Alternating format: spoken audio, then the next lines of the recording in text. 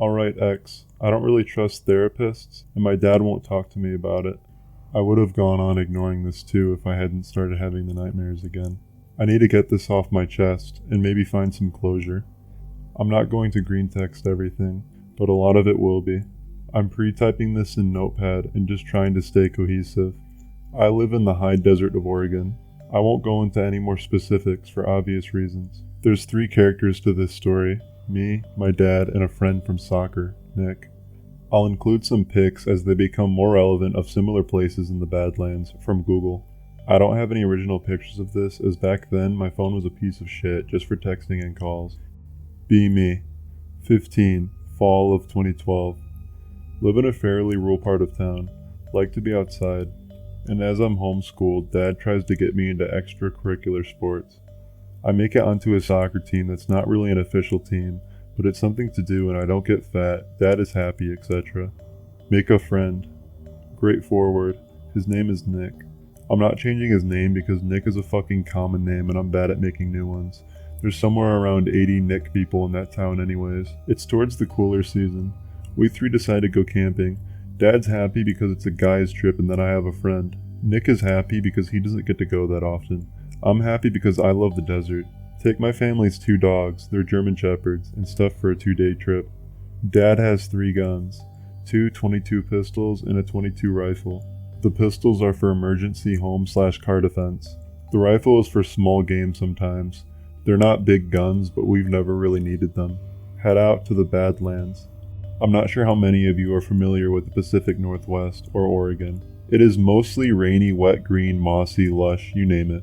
However, smack in the lower half of Oregon, there's the Badlands wilderness. The Badlands is fucking intense. Hot as hell in the day, cold as balls at night, and it never really changes by the season. Just gets colder or hotter. I won't get into the dangerous desert electrical storms. It's full of brush, rock, and thousands of acres of endless sand and short scrub trees and deadwood. It's like a graveyard most times, because of all the bones and shit out there. I love it still, even after this, but it's a really, really harsh place to the unprepared. We have hikers die out there yearly just from the weather. A decent amount of it is hiking trails, own land, etc., but the vast, vast majority of it is underdeveloped wasteland. We camp in the wasteland.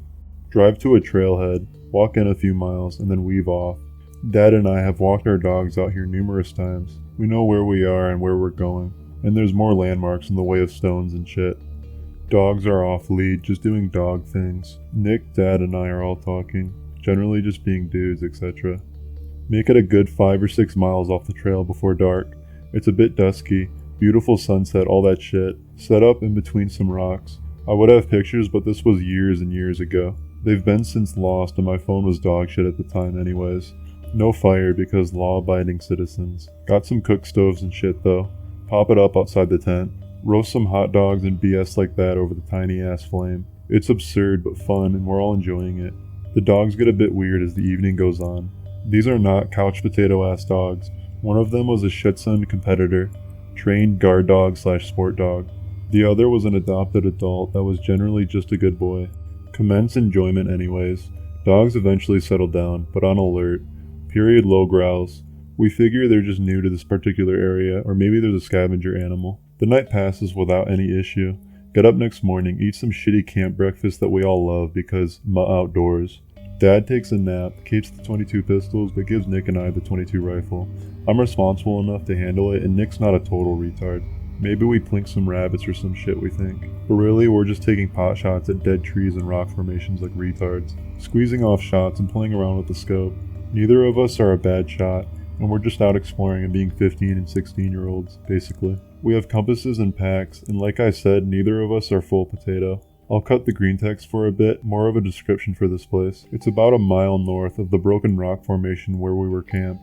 Across some flat nothingness, it's a small grove-esque clusterfuck of rock chunks and dead trees. Maybe a living juniper or 2. Not big, not thick, more spread out than lush. Enough clustered to be shady and notable, a bit of an oasis from the waste. Nick and I have no fucking idea what's in there if anything. Could be some coyotes, man, hardcore as hell. We Rambo our asses up there, crouching like it's Skyrim, slowly creeping in. I've got the rifle drawn and a round chambered. It's the desert though, and we're still being loud enough that no small game would stick around for us anyways. It's quiet and there's no animals in sight.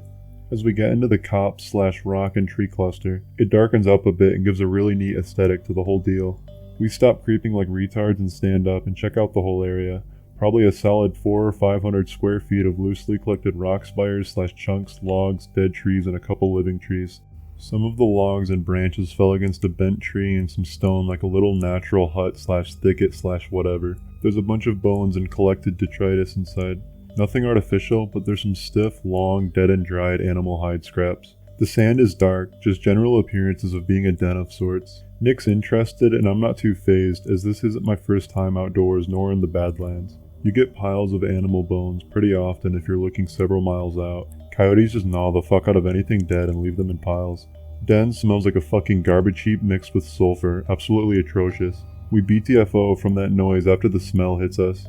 Continue to inspect the grove, and from now on in the story I'm calling it the grove. There's a climbable tree, technically most of them are, but this one's the most sturdy looking. The problem with Badlands trees is that they're incredibly fragile and breakable, given that even when they're alive, they're very dry. Finding one that my ass can get up without snapping is difficult, as my height and weight are not compatible for these types of things. Prop myself up about 12 feet or so, take a look with the scope, pretty cool. Drop down, Nick's back to looking at the den. We should come back later and see if its owner is home. Technically, even if this owner was home, it wouldn't have been legal to kill it unless this was Monty Python's Death Rabbit, as we didn't have any tags or licenses for coyote or otherwise. Still think it'd be cool to snag a look at something in its home. Nick's never seen this, and though I've seen and shot many coyotes, I've never seen one at home.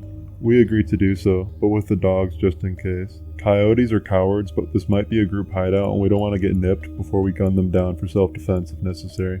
Continue fucking around the rest of the day, go back to find that Dad has walked the dogs and come back, and a small cook stove fire is going. The minute we walked into the camp though, the dogs get very, very upset with us. They sniff us gingerly and then back away, growling and doing that leaning head tilt like they don't understand. They don't let us near them for a while. They always keep a few feet away and then return to being alert. We tell Dad what we found about a mile up and he tells us about his walk. He agrees to come with us and bring the dogs, if only because he wants to see it too. It's evening again, not quite dusk. I'm watching a rabbit fuck around in the distance with the scope, before I get bored and look around in the distance with it. It's absolutely beautiful, the dark stone and brown sand contrasting with the bleached gray trees, the purple sunset, the white thing. Nigga what? Swing the scope back to the white thing, which was previously perched to my knowledge, on one of the stones in the distance. It's gone now, but I would have bet money on it. Pausing Greentext again for this preliminary description. I didn't really see it too well the first time on the rock, but it was crouched, either quadrupedal and standing or bipedal and sitting with its arms and hands on the ground. It wasn't especially big at first, but that may have been the distance. Bleached white like a bone, not really much detail at the range I was in. I continue observing for the white thing. Maybe it's a pale coyote or something else, but I don't catch a glimpse of it. Based on where I saw it, it was maybe directly or slightly off kilter to our west. Ask Dad if coyotes can be albino. Basically get a response of, "Yes, you fucking retard, aren't you in school?" Shrug. Call an albino coyote and forget about it. Fast forward through some idiot shenanigans and conversation to true dark. Laying in tent, dogs inside with us. Suddenly the younger one goes berserk, a few seconds before the other one joins in, making jerks between sides of the tent, which is relatively large to service 3 men and 2 dogs. Just pacing around it, growling, barking, hackles up, they look like monsters. I've never seen these dogs quite like this. It's full-on defensive/offensive posture. I genuinely thought they were going to attack us for a few seconds before I got awake enough. The smell of garbage and sulfur is back, though faint. Dad wakes up. Nick and I can smell it, but he doesn't seem to be bothered, and we don't mention it, and neither does he. He might have smelled it, but who knows. I don't think he did at that point. He steps outside the tent. The dogs run out in front of him the very millisecond the door unzips, and begin pacing the length of the tent in our little camp area. Dad puts their leashes on and says, "Well, we might as well go now. Didn't get as much of a nap as I wanted, but it's about midnight." Fucking Dad and his fucking naps. The dogs are still on Defend and Destroy, Red Alert 9000 or some shit. Looking around erratically, constantly pulling against the leashes. Finally, my dad snaps at them to heel and shut up, and they do so, albeit still grunting and growling. We all piss into the desert sands like men, and one of the dogs loosens his lizard too. We grab the headlamps and 2 flashlights and we're off. Dad carrying a .22 pistol, Nick holding the other one. Nick moment. Holy shit, this is so cool. Nick's parents never gave him guns. In hindsight, it was probably autistic to give him one, but he's not a retarded guy and it's a fucking 22. I, of course, proudly bear the 22 rifle. We head north. It's a pretty simple walk back to the Grove. Dogs are still not pleased by this venture. Breaking Greentext to talk about my dogs a bit more, and my dad, myself, and Nick physically. Max was slightly smaller of the two, and a few years older. He wasn't as quick on the draw ever, but was still a very sturdy and reliable animal. He made you feel safe, but was generally more high-strung. Beaver was the larger and younger of the two. Laid back, but was trained from puppyhood to be a god among animals. I'm about 5'9", was back then too, and Nick was around 6 foot. We were both fit from soccer. Dad's about 5'11" and didn't age the best, but was still muscular. Everyone gets a potbelly. Max seems the most irritated, constantly breaking focus to bark once or twice before hushing on his own. And Beaver is a silent asshole, minding the leash but on tenterhooks of aggravation. We get to the Grove and the garbage/burn smell is about 3 times as bad as when we were there the first time. The dogs straight up refuse to go in. Like, they actually refuse. They dig their heels in and Max begins growling and staring, before lurching back and forth as if he was unsure if he wants to bum rush the Grove or stay put. Dad sighs and looks around. We can't leave them on their own because it's the desert in the middle of the night, but Dad doesn't want us out here alone. Oh, we can run in on our own and check. You're only a few hundred feet away anyways. Okay, son, don't be long. I'm gonna sit down and look for constellations. Not sure if worst dad or best dad, but he's my dad, so it counts for something. Those few hundred feet become very long when you're behind gnarled wood and rock formations, in a shadowy black world, and you turn around and all you see is a lone light from a headlamp. Nick and I, however, emboldened by our guns and teenage idiocy, pressed on through and towards the smell. This time we really did make an effort to be quiet, almost crawling in the dark. Our lights are all off except one flashlight, which he held having only a one-handed gun, behind the beginnings of the Grove. However, that teenage strength began to fail me just a little. The putrid smell, the eerie darkness, and the lack of Dad made me somewhat unnerved. By our low light, we estimated we were maybe 20 feet away from the area of the den. We were correct. However, we had to creep around to the front, having approached it from the back. Breaking Greentext here. As we cleared the backside of the den and were in front, we heard a crack from nearby as a very odd white creature fucking sprinted almost too fast to notice in the low light, about 10 feet in front of us and into the den. If it wasn't for it being so white, the light might not have even caught it, and we might have played the crack off as an owl or other bird and been unaware that the den became occupied in front of our eyes. We did, however, both notice, and I kindly thank my dad for always preparing us with flashlights and other gear on journeys. The thing was rather tall, and not especially broad as it was long, but then, at first, we only caught the side view in low light. We froze, and here comes a part that haunted me for 2 years, almost every night before it passed, and what has recently resurfaced. It all happened very quickly from here, and I'll try not to exaggerate details. Nick and I continued to get close, but this time both of us had a round chambered, and we were pointing the guns at the den. We made our way until we were about 5 or 6 feet away from the entrance, and then we flipped on our headlights. I don't know why we did that. I think it was our intent to startle it and be able to see it and then run. It was very startled, and let out a very disgusting, screeching growl bark, like a short boof that most canines do, very ugly sounding. It was also higher pitched and sounded like there was spit and snot behind it. It was very apparent to us at that moment that this wasn't a coyote. We bounced back a few feet and the creature didn't emerge. We could still see it, but it was moving around inside the den in a bit of a frenzy. It made the scream growls a few more times, and Nick and I unanimously began to yell to each other too. "Fucking run, dude!" That was probably the biggest mistake of the night, but thankfully, neither of us suffered for it. What we should have done was open fire the minute we realized it wasn't a coyote. The second we turned and ran, I could hear sand and bone rattling and being tossed as it ran out after us. Nick squeezed off a few random shots, I think out of fear, and I managed to get up into a tree about 5 or 6 feet in the air. Nick was right behind me, but instead chose a rock formation about 10 feet away. He played forward after all, so his sprints were harder than mine, and I think he just wanted to run at that moment. The white creature pursued Nick, backing off whenever he turned and then leaping along after he looked away. It was a dangerous game that only took a few seconds to play, but it unfolded in slow motion for me. Nick popped off the rest of the .22 clip, and then the white creature began to scale the rock. I wasted only a second more before leveling the rifle and firing blindly. I could have hit Nick. I'm glad I didn't. I did, however, scare the white thing, or at least attract it.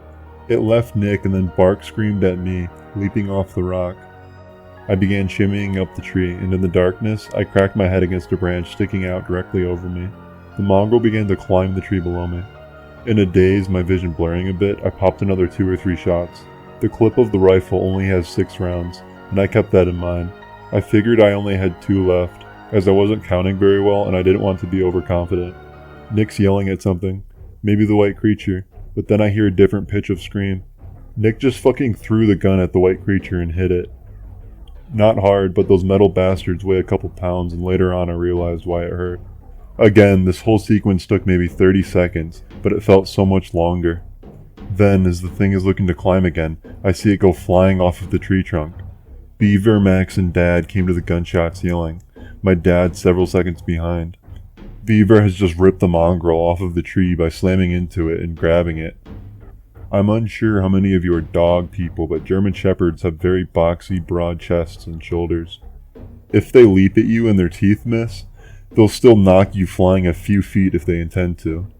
In this moment, time seems to totally slow down. Even in the nightmares, this particular sequence plays out very, very slowly. Nick and Dad are yelling, Max and Beaver are snarling and yelping, and my conked head vision is starting to clear. The headlamp clearly illuminates this thing as it tries to deal with the dogs. It stands up.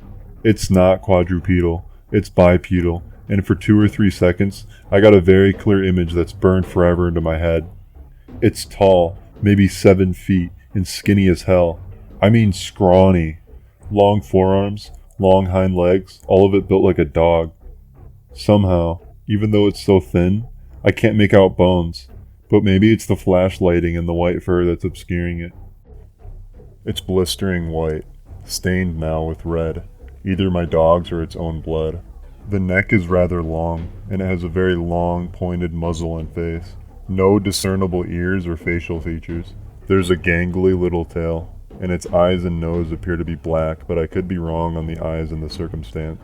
It had teeth, but I couldn't tell you what kind. The forearm, paws, hands, whatever, had fairly long digits, and there were short claws on the end. I less saw them and more heard them make contact with the dogs. Overall, the thing most resembled a whippet or a greyhound in how skinny and long it was, and the face. It was built like a canine as well, but it definitely stumbled around on 2 legs to get the advantage on the dogs for many, many seconds. It wasn't just rearing, it was balanced like that, and its back and chest were appropriate for it. It looked natural to see it on 2 legs, basically. Again, I'm unsure if you're familiar with German Shepherds, but when they bite hard. They are the 3rd or 4th hardest biting dog in the world, pound for pound if I remember correctly. When they bite down, they don't let go. Beaver, at least, had some great purchase on this thing's arm, and I heard a loud crack and the most horrific bark scream released. Max was just snapping and ripping into whatever he could grab, I think. Dad didn't shoot. I didn't think he wanted to hit the dogs, and I didn't either, so I didn't waste my shot. The dogs did good work, and I don't think this monster even wanted to fight, but we walked up on its house in the middle of ass-fuck nowhere. I hear a more normal yelp, and Max's head gets drizzled in blood. The ugly thing flails, and Beaver drops a few feet to the ground as it had been swinging the dog a bit. It screamed again and then sprinted on its hind legs, and I lost sight of it after it left the grove. This is where the nightmares ended, at least. Max's ear had a hole in it, towards the middle, and had likely been bitten. It bled a lot but was minor, and he's had far worse. Beaver was unscathed. Thankfully, overall, none of us were really hurt. Blood was all over the clearing, and in both dogs' mouths. I crept down from the tree, and Nick got off the rock spire. I landed on the .22 handgun, where it had been thrown and knocked into the mongrel. I picked it up, shoved it into my pocket, and ran to my dad, too scared to cry. Nick was shell-shocked as well. The dogs gave pursuit, but my dad called them back. None of us said anything, really. We walked back to the campsite. I don't remember ever putting the rifle down, and Dad still had a fully loaded gun. The dogs were still aggravated, but seemed quieter, as if they believed the fight was over. We all stayed awake. sitting outside of the tent, my dad and I clutching guns, Nick just staring. Come dawn, we packed up and marched out, still not talking about it. When we got back to town, my dad looked at us in the back seat and said it was some kind of diseased coyote and to not worry about it. We nodded, not really knowing what else to say. None of us believed it. It was a short encounter, relatively, but we were all scared out of our minds because that tall-ass white faggot wasn't a damn coyote. Nick and I neglected to keep in touch once soccer season ended, and by then I had gotten a job, so I didn't sign up again. I tried to bring it up to Dad once, but he just shook his head and told me to stop thinking about it. We've never talked about it since.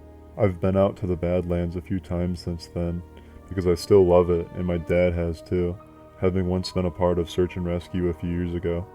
We've never seen anything, and though we don't mention it, we make a point to never go anywhere within 10 miles of the grove. I would really have loved to not ever think about this again, and for a few years I haven't. I'm 20 now, and in the last 2-ish years it's mostly faded from memory, but in the past week, the nightmares are resurfacing, likely because of stress from other things in my life, and I need to talk this out somewhere, so I put it here. So that concludes my story X. If anyone has had a similar experience with that white hellspawn, or has questions, I'll probably be awake for another hour or so. X moves slow, and I'll be back in the thread tomorrow. Beaver's older, but is still healthy, and Max's ear healed fine. He's past elderly now, and missing most of his teeth, but both dogs made it out okay, for those concerned. These are some drawings that OP and other users provided in the thread.